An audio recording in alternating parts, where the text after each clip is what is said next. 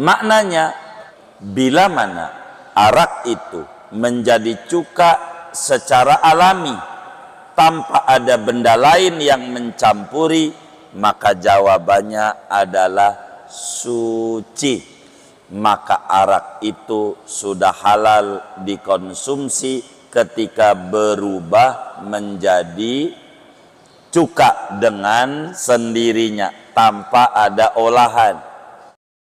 Assalamualaikum warahmatullahi wabarakatuh. Bismillahirrahmanirrahim. Alhamdulillahi rabbil alamin.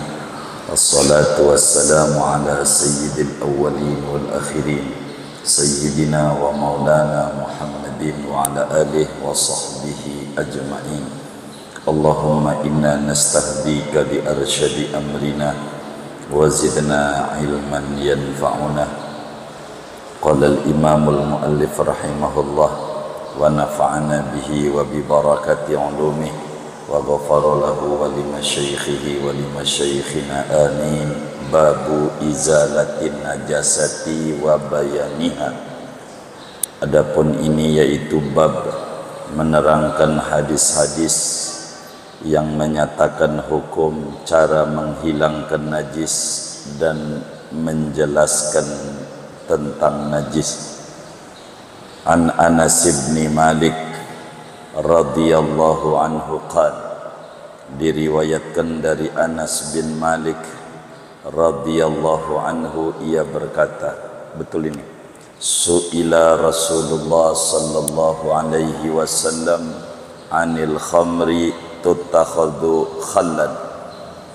Pernah ditanya Rasulullah sallallahu alaihi wasallam tentang khamar, arak yang dibuat dijadikan arak itu akan cuka.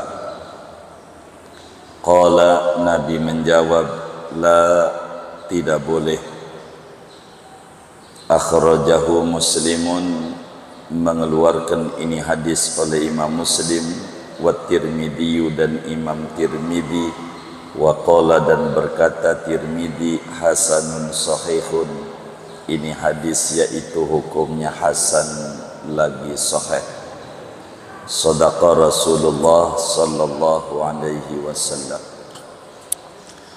Saudara-saudara sekalian yang mulia, setelah kita selesai membahas hadis tentang wadah-wadah, maka mulai pertemuan ini akan dijelaskan hadis-hadis tentang najis dan cara menghilangkan najis. Beberapa hadis ke depan perlu diketahui, yang disebut najis dalam tinjauan bahasa adalah kullu mustaqdzar, apa saja yang menjijikan, itu dalam bahasa disebut najis. Mohon maaf, ingus, iler, ya kencing, apa aja yang jijik, maukah dia itu apa itu namanya suci sebetulnya atau tidak, pokoknya tiap-tiap yang menjijikan dalam tinjauan bahasa disebut najis. Najis, kalau di Betawi, najis ini ada yang paling parah, najong. Najong, di Betawi ada tuh, najong banget. Najong tuh kayaknya najis kuadrat kayaknya. Itu najong tuh, ada tuh di Betawi itu bahasa itu. Namun dalam terminologi agama, saudara, yang disebut najis ada beberapa definisi. Yang paling mudah, kullu mustaqdharin yamna'u sihhatas sholati haitsu la murakhisa. Yang namanya najis adalah tiap-tiap yang menjijikan, yang dapat menghalangi keesahan solat tiap-tiap yang menjijikan yang dapat menghalangi keesahan solat. Ini namanya disebut najis. Bila orang mohon maaf ingusan solat, biar kata jijik tapi solat tetap sah, berarti dia tidak najis. Tandanya solat sah, karena hubungan kita ini sama hukum solat.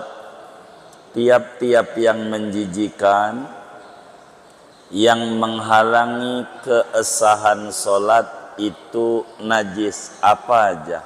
Kencing, lalu kita solat ada najis kencing di badan kita, solat kita tidak sah, berarti kencing itu najis. Begitu. Yang jauh lebih lengkap definisi najis seperti apa yang dijelaskan oleh Imam Al-Bajuri di dalam Hasyiatul Bajuri berbicara najis adalah kullu ainin harumatanawuluha alal itlaq. Kullu ainin harumatanawuluha alal itlaq halatal ikhtiyar ma'a suhulatit tamyiz la li hurmatiha wala listiqdariha wala li darariha fi aqlin au badan. Definisi najis yang lebih komprehensif adalah tiap-tiap tiap-tiap benda yang haram mengkonsumsinya, yang haram memakannya secara mutlak, mau dikit mau banyak. Tiap-tiap benda yang haram dimakannya secara mutlak dalam keadaan normal, bukan dalam keadaan terdesak. Dalam keadaan normal disertai mudah memisahkannya, bukan karena mulia, bukan karena jijik, bukan karena bahaya pada akal atau pada badan. Ini definisi najis. Tiap-tiap benda yang haram dimakannya, dikonsumsinya secara mutlak dalam keadaan normal, disertai mudah dipisahkan satu dengan yang lainnya, bukan karena mulia benda itu, bukan karena jijik, bukan karena bahaya pada akal atau pada badan. Jadi sehingga saudara, yang namanya najis itu benda. Kalau angin kayak kentut begitu enggak najis. Saudara kalau buang angin jangan cebok, nggak perlu cebok. Mana habis makan ubi cilembu 7.000 sekilo. Buang angin dia nggak najis karena bukan ain, bukan benda dia. Yang haram dimakan, maukah dia dikit, mau dia banyak, mau diminum, haram. Benda tersebut begitu dalam keadaan normal. Artinya bangkai, kalau kita di tengah gunung gak ada makanan, adanya bangkai, ini boleh dimakan, cuman karena darurat. Artinya tetap aja bangkai itu hukumnya najis, walaupun boleh dimakan dalam keadaan tertentu, tanda kutip. Kalau kita kelaparan gitu. Disertai mudah untuk dipisahkan. Kalau tidak mudah dipisahkan, enggak apa-apa. Kayak ular yang ada di pete. Ulet yang ada, tahu pete enggak? Tuh pete bau, cara ngilanginnya gampang. Hasil penelitiannya makan jengkol, hilang bau petenya. Itu begitu. Benar enggak ini? Itu begitu. Pete di dalamnya ada ularnya. Bagaimana ini kita makan? Boleh, karena enggak mudah dipisahinnya. Tapi kalau udah dipisah, dapat semangkok, enggak boleh makan ulet ini namanya. Haram, haram. Bukan karena mulia. Kalau kita manusia mati, boleh nggak dimakan? Nggak boleh, manusia mulia. Ini nggak najis, mulia dia. Kan bangkai, iya, mulia dia, mulia. Bukan karena jijik, sperma, mani, ini kenapa nggak boleh dimakan? Karena jijik, haram meminum mani, haram sperma, haram dimakan. Begitu ada orang oral seks begitu, lalu dia makan maninya, haram hukumnya. Kan mani suci, karena jijik. Bukan juga karena bahaya pada badan atau pada akal. Begitu. Jadi seperti mana, mohon maaf, ganja begitu. Ganja ini benda padat, bukan cair. Kalau sedikit bagaimana? Kalau sedikit atau banyak, ini bagaimana? Bagaimana kalau sholat kita ngantongin, mohon maaf, ganja begitu? Ya, ganja tetap suci, zatnya. Haramnya karena dia bakal merusak, begitu. Tapi bendanya dia suci, boleh aja orang sholat ngantongin itu, tapi tangkap polisi karena kan ada peraturan begitu dalam hukum positif. Singkatnya kalau ngomongin sholat, yang namanya najis tiap-tiap benda yang menjijikan, yang menghalangi keesahan sholat. Hadis pertama yang diangkat oleh Imam Bulughul Maram Ibnu Hajar Al-Asqalani radhiyallahu ta'ala an Anas bin Malik. Hadisnya dari Anas bin Malik bin Nadar radhiyallahu ta'ala an. Kita tidak jabarkan lagi Anas bin Malik. Pertemuan sebelumnya sudah kita terangkan tentang Anas bin Malik, lahir 10 tahun sebelum Nabi hijrah dan seterusnya. Saya tidak jabarkan ini. Kata Sayyidina Anas bin Malik, su'ila Rasulullah sallallahu alaihi wasallam anil khamri tutakhadu khallan. Rasulullah ada yang nanya. Siapa yang nanya?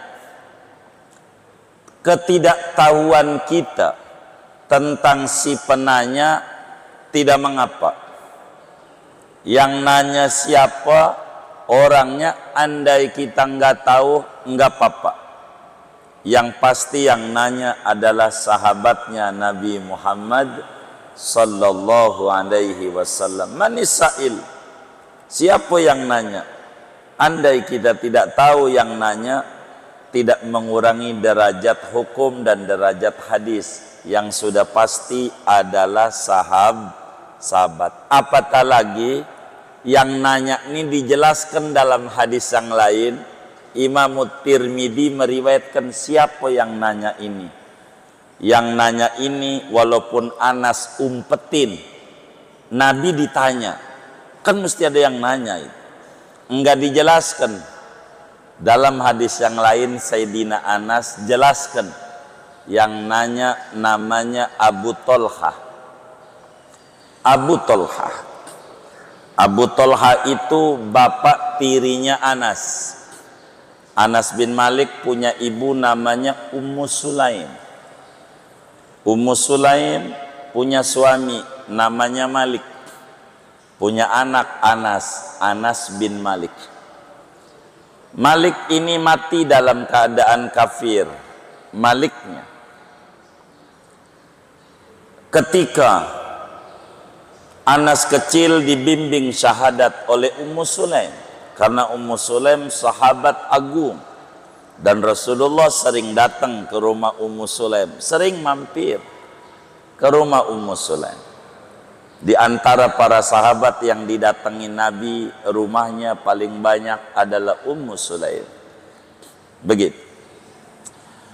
Ummu Sulaim ketika Malik meninggal dunia, Malik kecewa dengan Ummu Sulaim karena anaknya masuk Islam, Anas, dibimbing syahadat oleh Ummu Sulaim. Jangan kau rusak anakku, kata Ummu Sulaim. Bukan saya rusak, tapi justru saya perbaiki anak kita dengan mengikuti ajaran Nabi Muhammad sallallahu alaihi wasallam.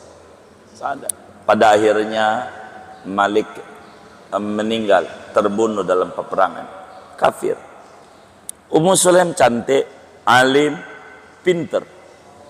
Maka banyaklah orang yang meminang daripada Ummu Sulaim setelah habis iddahnya, termasuk Abu Tolha. Abu Tolha itu namanya Zaid Al-Ansari. Abu Tolha ganteng, kaya raya, namun kafir. Itu Abu Tolha. Datang ke Ummu Sulaim, kata Abu Tolha, namanya janda, cantik, takut direbut orang, buru-buru didatengin. Mentang-mentang Abu Tolha duitnya banyak, kaya raya, dan ganteng orang. Lalu kemudian kata Abu Tolha, Ummu Sulaim, saya senang sama engkau, saya pengen nikah dengan kau. Kamu mau mas kawinnya apa?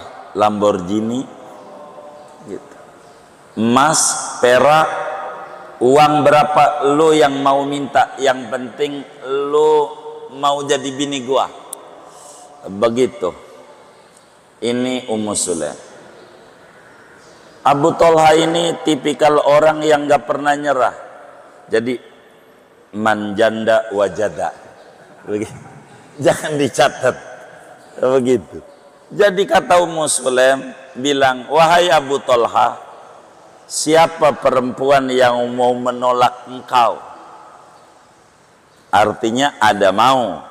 Siapa perempuan yang mau menolak engkau, wahai Abu Tolha? Kau kaya, ganteng. Cuman masalahnya satu, kau kafir. Nggak bisa. Saya nggak mau. Iya mau mas kain perak. Saya bukan perak, bukan mas. Kamu ini kafir. Kalau kamu Islam, saya mau jadi istrimu. Saya nggak butuh emas, nggak butuh perak, nggak butuh kendaraan. Saya, kalau kamu pengen jadi suami saya, kamu bersyahadat. Abu Tolha mikir, bagaimana dengan Tuhan saya? Dia bikin patung dari kayu. Saya ini punya Tuhan dari kayu besar, berhala. Ummu Sulaim ini pinter masalahnya. Masa Tuhan saya ganti? Kata Ummu Sulaim bilang begini, Abu Tolha, bagaimana sih kamu nyembah kayu yang sebagian orang bikin buat kayu bakar, buat masak, lalu kamu buat disembah yang kagak-kagak aja, kayunya sama. Masa kamu juga yang buat, kamu juga yang nyembah? Sebenarnya kamu ini waras apa kagak ya? Orang yang buat aja orang, mendingan nyembah yang buat. Begitu. Si Made kek, Putut kek, ngapain yang buat-buatnya? Ngapain lah kamu nyembah patungnya? Mendingan nyembah yang buatnya. Itu aja salah. Begitu. Abu Tolha mikir, salah gua nyembah patung ini. Ya salah lah, kata Ummu Sulaim. Akhirnya saya siap masuk Islam. Kamu minta apa? Enggak minta apa-apa. Saya mas kawinnya kau Islam, itulah saya siap jadi istri. Maka Siti Aisyah radhiyallahu taala anha menyatakan, Nabi pernah bilang, tidak ada perempuan muslim yang mas kawinnya paling mulia selain Ummu Sulaim. Dia tidak ada mas kawin apa-apa. Mas kawinnya syahadat. You bersyahadat, saya siap jadi bini. Maka saya terima nikahnya Ummu Sulaim dengan mas kawin 2 kalimat syahadat. Orang kaya raya Abu Thalha jadi Islam. Beginilah sikap seorang muslim bila ada non muslim datang, begitu.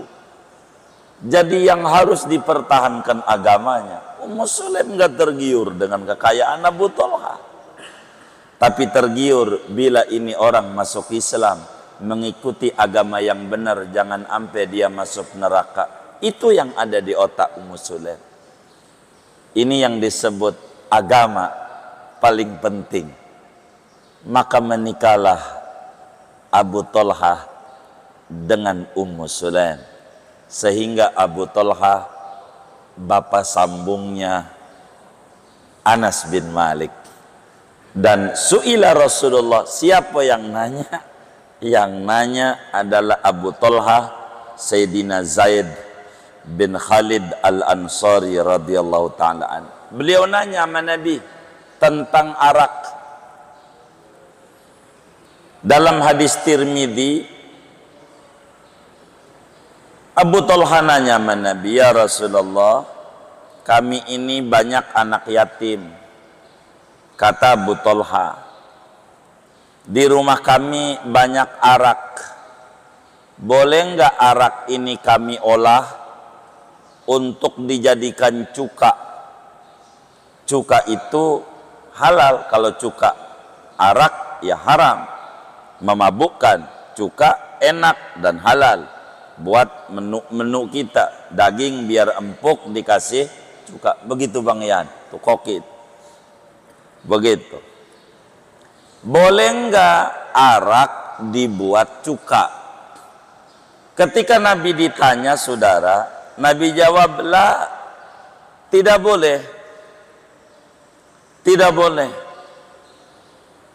Tetap haram dan tetap najis. Begitu kata Nabi. Saudara, kalau kita lihat judul babnya tentang najis. Lah ini ngomongin makanan. Kan yang ditanya makanan hadis pertama ini. Bagaimana kalau arak atau minuman ini dibuat cuka, boleh enggak? Padahal judul bab yang diangkat oleh Imam Ibnu Hajar al-Asqalani bab tentang ngilangi najis, yakni bab tentang najis. Di mana korelasinya berbicara ini? Ini hadis berbicara tentang arak itu najis, begitu.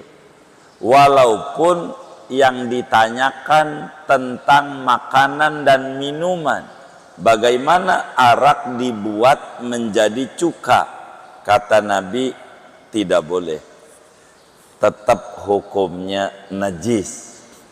Sehingga arak itu, saudara, hukumnya najis. Al-Quran, innamal khamru wal maisiru wal ansabu wal azlamu rijsu min amali syaitan fajtanibu. Rijsun ay najisun.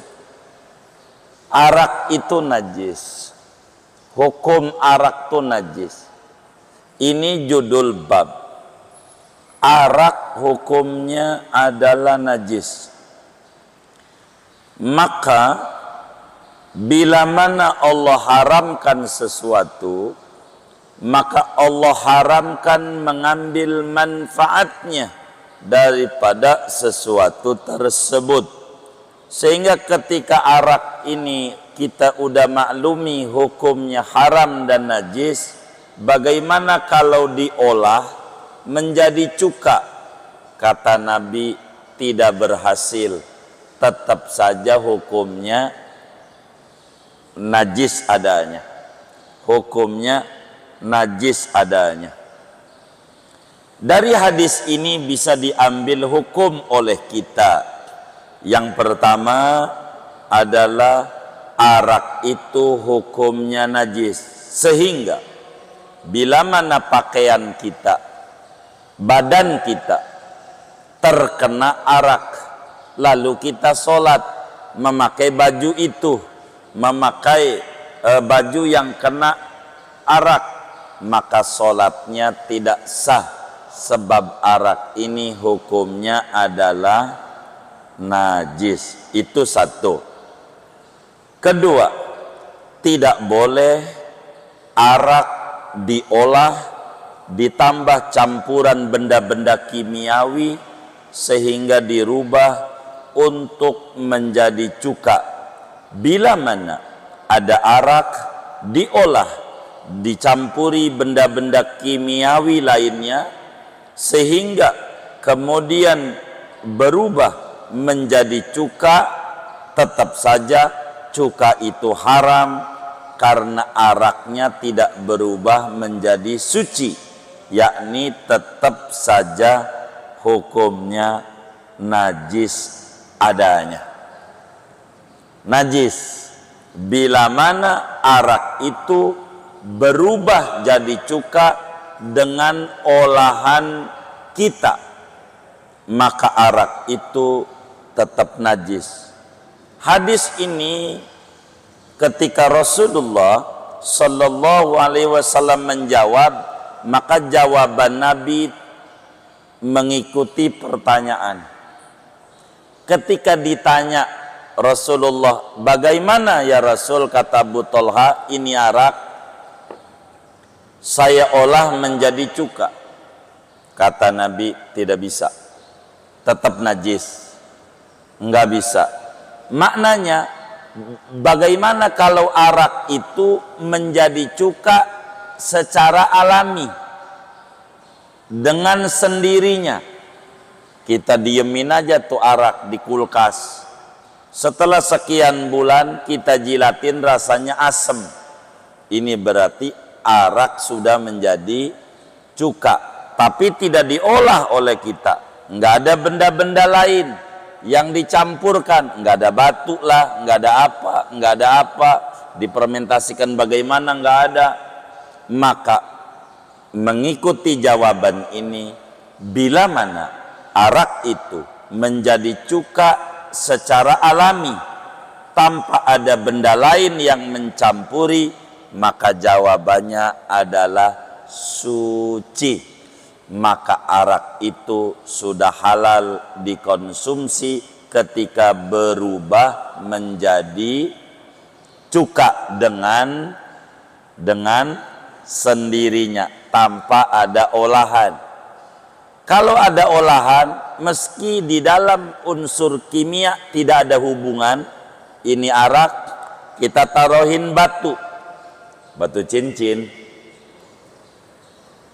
jadi cuka, tetap najis karena ada fi'lul fa'il. Meski di dalam teori tidak ada rumusannya batu cincin merubah arak menjadi cuka, karena ada campuran benda lain, maka hukumnya tetap najis, tidak bisa menjadi suci karena ada campuran. Bagaimana kalau kemudian arak itu adanya pemindahan? Ini arak tadinya di tempat dingin, kita jemur di tempat panas, kena sinar matahari, lalu berubah menjadi cuka. Karena ini adalah fi'lullah, Allah punya urusan, maka tidak ada campur tangan kita. Maka arak yang berubah menjadi cuka karena kena sinar matahari, atau karena kena dingin udara, tidak ada campur tangan kita, maka arak itu tetap hukumnya suci. Perubahan menjadi cukanya karena tidak ada campur tangan kita. Sinar matahari bukan ulah kita, meski memindahkan botol ulah kita, tapi di dalam botol ini enggak ada pencampuran kimiawi oleh kita, maka cukanya halal dan boleh dikonsumsi. Materi dengan judul bab, bila mana pakaian kita terkena arak atau terkena cuka najis yang perubahan daripada arak yang dapat diolah, maka solat kita tidak sah sebab arak cuka, sebab cuka yang diolah dari arak oleh kita tetap hukumnya menjadi najis adanya. Dari sini ada kaidah hukum yang sangat masyhur di dalam Islam. Ada kaidah hukum, man ista'jala syai'an qabla awani uqiba bihirmani.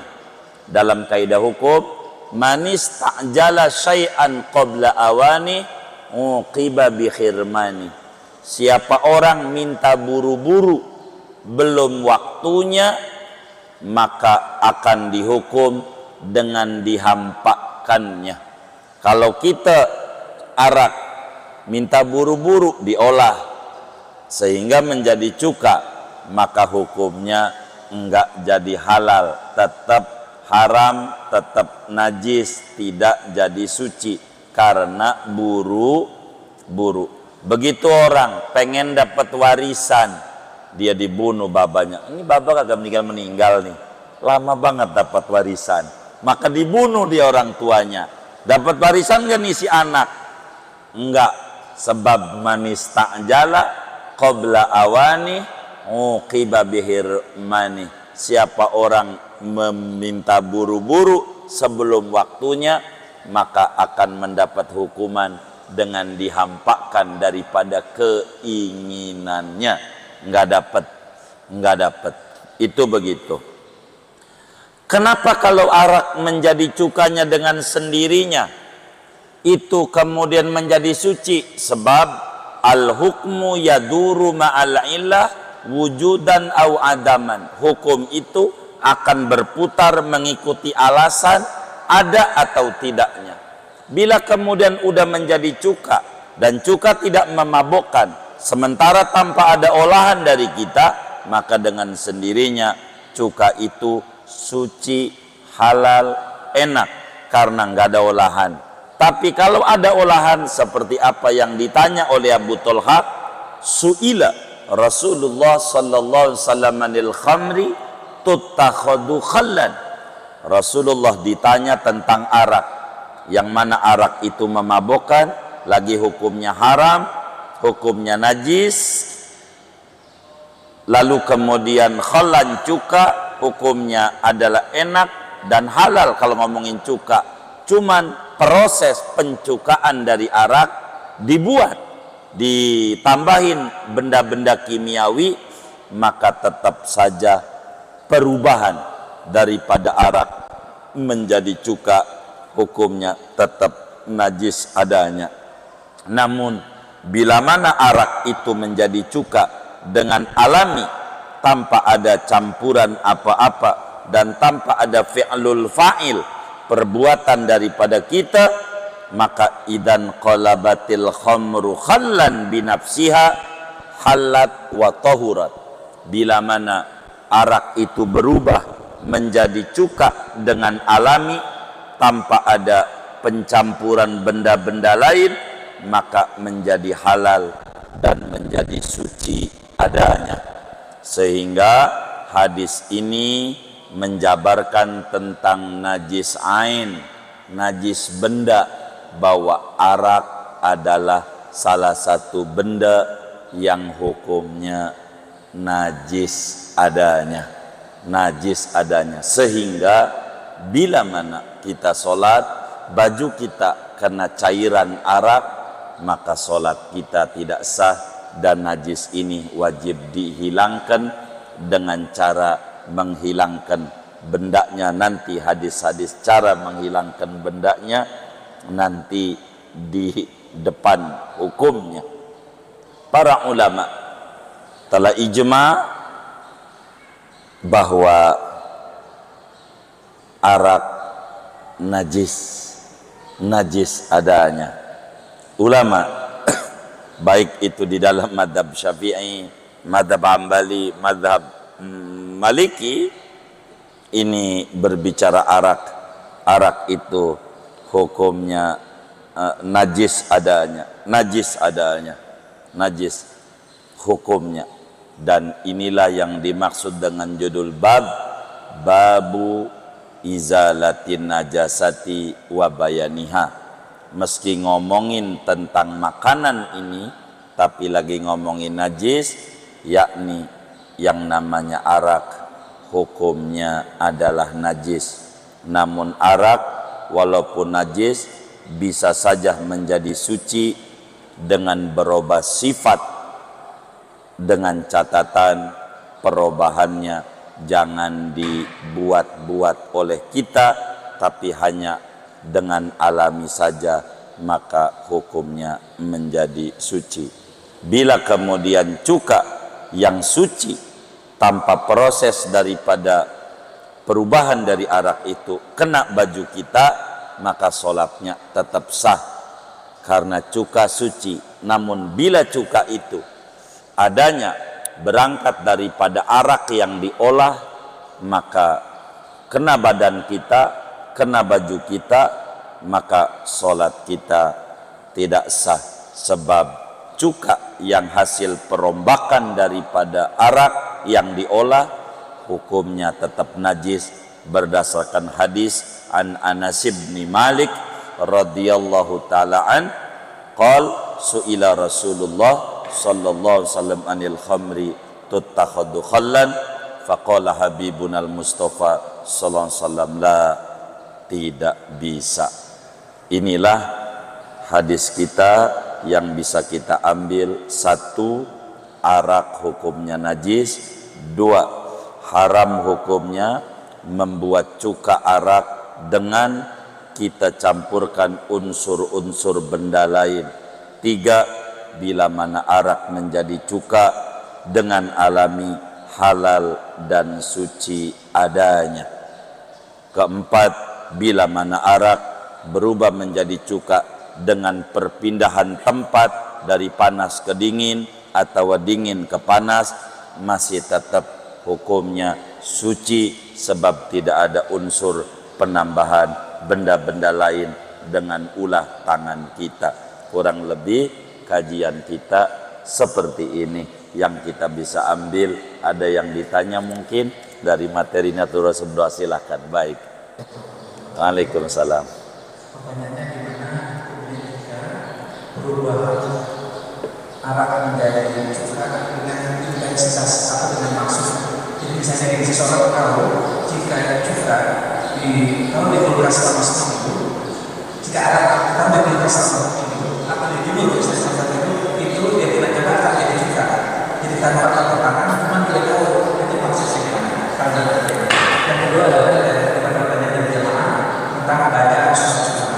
Apa yang dia selalu melakukan ketika sunnah subuh, sholat fajar yang berkah, kemudian bacaan sunnah setelah maghrib jika ada berkah, bacaan apa saja sholatnya. Yang ketiga bacaan sholat setelah sholat duha, apa saja bacaan sholat duha jika dilakukan.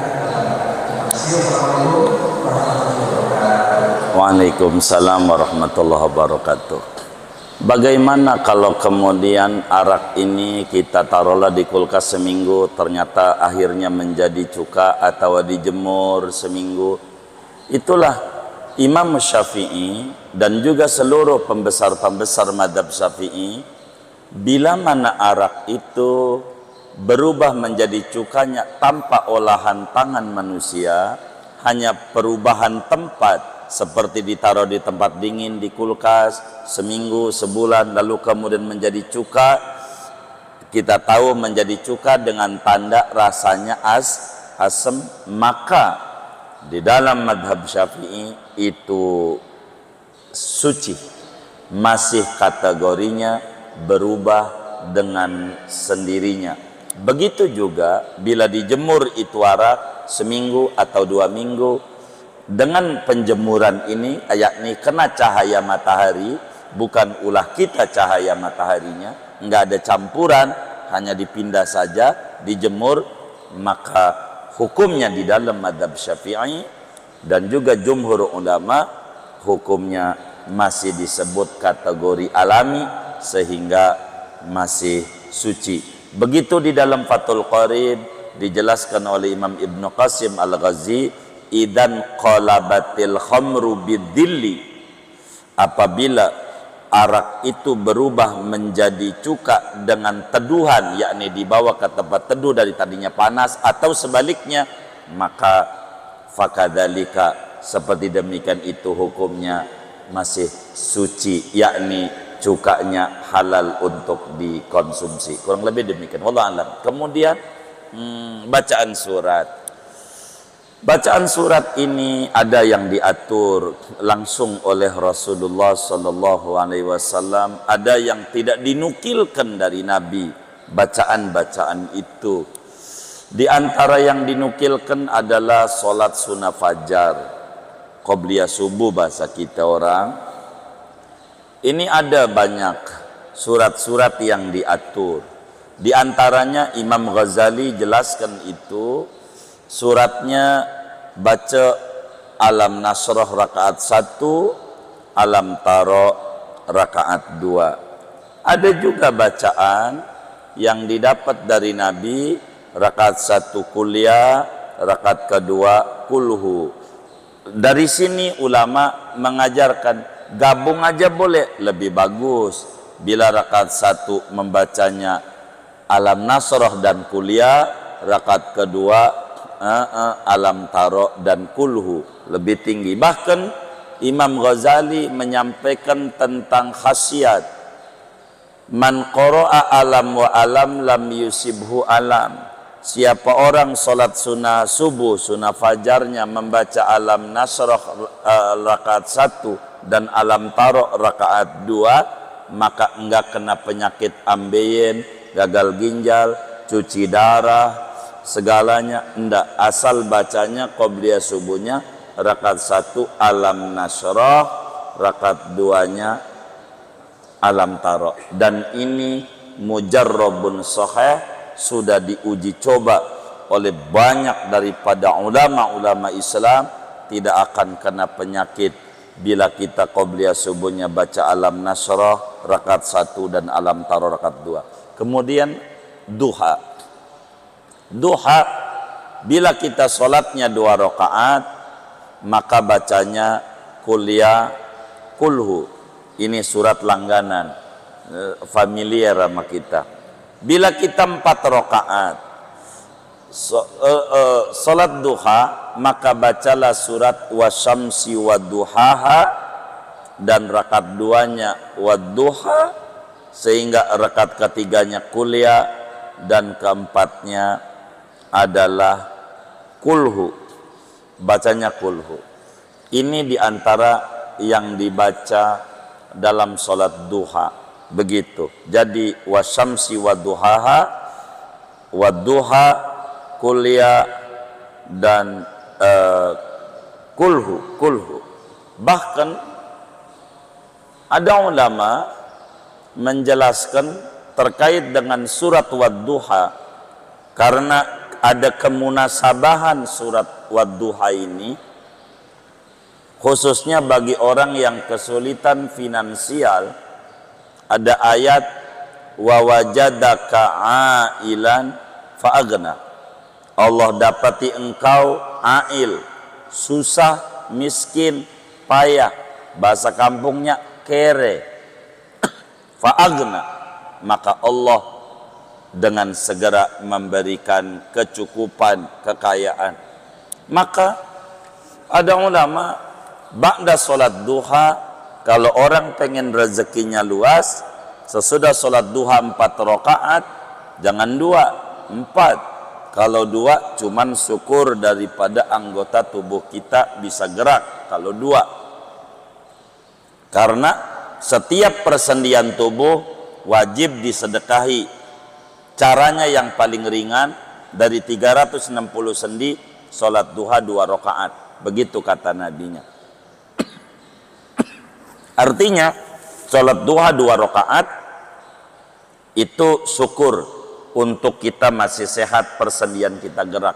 Kalau pengen rezekinya banyak, maka dalam hadis qudsi Allah berfirman, ya ibna Adam la ta'jaz an arba'i raka'atin awalan nahar akfika akhirah. Wahai anak manusia, anak cucu Adam, jangan anda lemah mengerjakan sholat 4 rakaat di awal siang, ku beri kecukupan padamu. Maka kalau kita pengen diberi rezeki banyak, duhanya 4 gitu. Jangan 2, minimal 4. Kalau pengen banyak lagi ya 12. Bisa 4 aja istiqomah. 4 bacanya wasyamsi waduhaha waduha kuliah kulhu. Bada salam zikir, baca surat waduha 40 kali. Jangan enggak 40 kali. Coba jalani nama dia sampai 40 hari enggak putus. Ya tentu doanya selesainya oleh dua uka aja yang gampang. Begitu saya sudah wadua 40 kali, 40 hari enggak putus. Lihat aja urusan-urusan dia yang bikin puyeng. Karena kebanyakan yang bikin puyeng urusan cicilan. Bener enggak? Begitu. Ini yang bikin puyeng. Begitu cicilan. Ini bakal beres. Asal duha jangan sampai putus. 40 hari. Artinya kalau dapat sebulan putus karena ada urusan, akhirnya nggak keburu, ulang lagi, dia putus tuh. Namanya besok bukan 31, baru 1 lagi. Begitu, baru 1 lagi. Dia ndak bisa 40 hari, ndak putus. Baca tuh duha 40 kali. Dan ini sudah mujarrabun sahih. Benar-benar Allah berikan begitu banyak jalan kemudahan dengan asrar-asrar yang ada daripada surat Wadduha. Namanya surat Wadduha majlabatun lil ghina. Surat Wadduha dibaca 40 kali sesudah sholat duha itu menarik bagi kecukupan rezeki. Karena itu bacanya surat itu aja. Wasyamsi wadduhaha wadduha kuliah kulu. Biasanya demen kalau urusan duit mau biasanya. Itu begitu. Memang yang bikin puyeng bukan darah rendah tapi dana rendah. Betul nggak? Begitu. Ini yang bikin puyeng. Oleh karena itu udah wadduha aja. Amalin ini 40 hari jangan sampai putus. Jamnya diatur sama kita biar jejak begitu. Jam berapa kita siap untuk mengerjakannya, dan di sini faedahnya amat sangat besar. Ndak bakal ngalamin kesusahan hidup. Benar-benar berbicara wadduha. Terus oh baik, suratnya diulang saja. Begitu. Iya betul. Kalau sampai 12. Tapi yang paling bagus ke istiqomahannya dulu. Nambah boleh, kurang jangan. Boleh kita 8 sampai 12. Silakan. Begitu. Bagus sekali. Yang penting 2 rakaat salam, 2 rakaat salam. 4 ya. Kalau pengen rezekinya luas ya. Jangan 2, jangan. Kalau 2 itu hanya untuk syukur persendian kita gerak. Karena di dalam tubuh kita itu ada 360 sendi. Ini bisa gerak. Ini yang gerakin Allah kudu kita sedekain. Caranya 1. Paling ringan sholat duha 2 rakaat.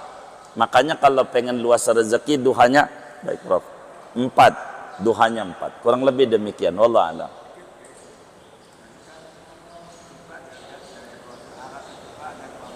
Iya. Iya.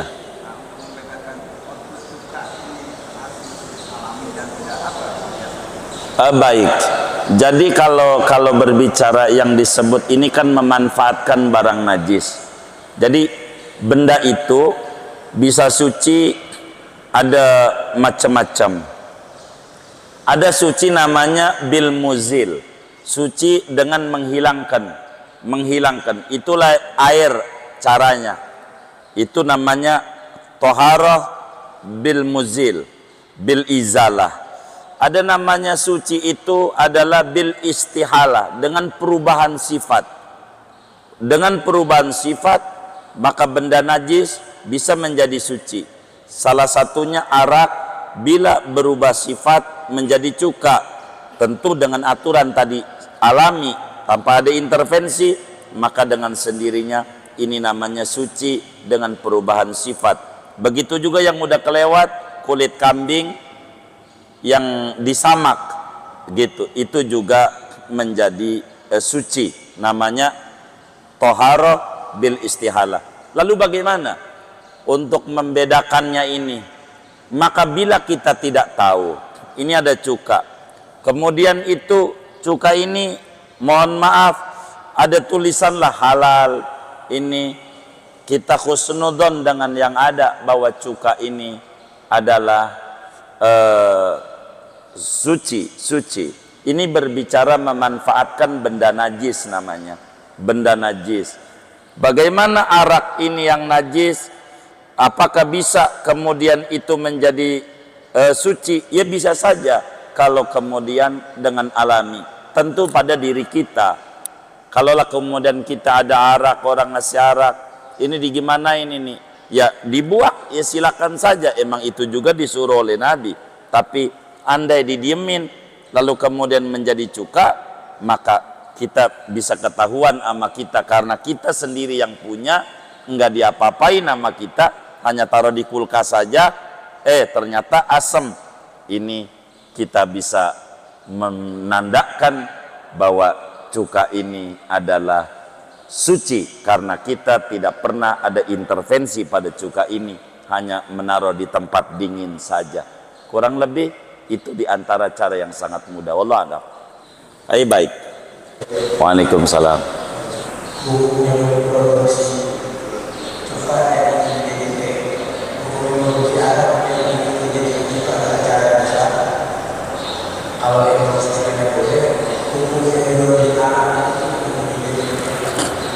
Arak hukumnya dijual belikan adalah haram adanya. Haram adanya. Jadi cuka ini sebetulnya bukan dari arak saja sebetulnya. Jadi kita jangan terfokus pada begitu.